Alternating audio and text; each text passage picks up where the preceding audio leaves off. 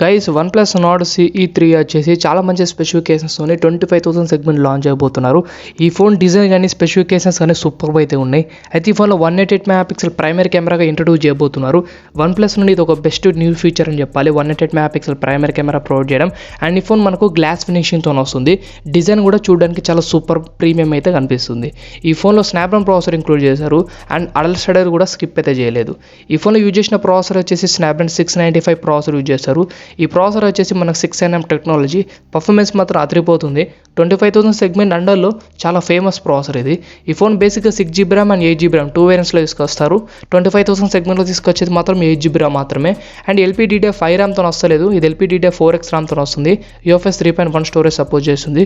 Fastest స్టోరేజ్తో వస్తుంది and ఈ ఫోన్లో గేమింగ్ ఎక్స్పీరియన్స్ ఆ ప్రైస్ సెగ్మెంట్లో బెటర్గా అయితే ఉంటుంది. Dynamic RAM up to 7GB వరకు ఎక్స్పాండ్ అయితే చేస్తున్నారు. ఈ ఫోన్లో మనకు 67 వాట్స్ ఫాస్ట్ ఛార్జర్ అయితే బాక్స్లో ఇంక్లూడ్ చేస్తున్నారు. ఈ ఫోన్ 30 to 35 మినిట్స్లో మీ ఫోన్ 100% ఫుల్ చేస్తుంది. డిస్ప్లే వచ్చేసి 6.7 inches full HD plus full AMOLED డిస్ప్లేతో 120Hz refresh rate support చేసే డిస్ప్లే అయితే యాడ్ చేశారు.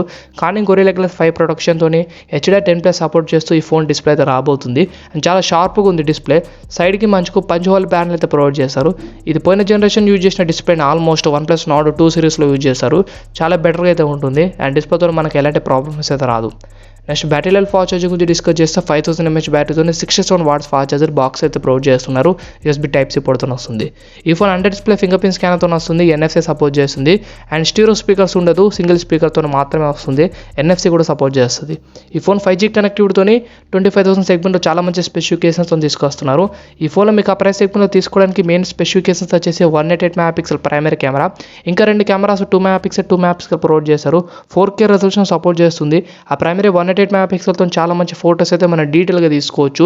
సో రియల్మీ రెడ్మీ నుండి తీసుకొచ్చే 188 మెగాపిక్సెల్ కంటే OnePlus 188 మెగాపిక్సెల్ కొద్దిగా చాలా అడ్వాన్స్గా ఉంటుంది. సో దాంతో డీటెయిల్ చేసి దీన్ని తీసుకొని రాబోతున్నారు. అండ్ ఈ ఫోన్ డిస్ప్లే క్వాలిటీ కూడా బాగుంది. Full AMOLED డిస్ప్లేతో 120Hz refresh rate support చేస్తుంది కాబట్టి 25,000 సెగ్మెంట్లో ఎనఫ్ అని చెప్పాలి. ఈ ఫోన్ గురించి మీ ఒపీనియన్ కామెంట్ సెక్షన్ షేర్ చేసుకోండి. Thanks for watching.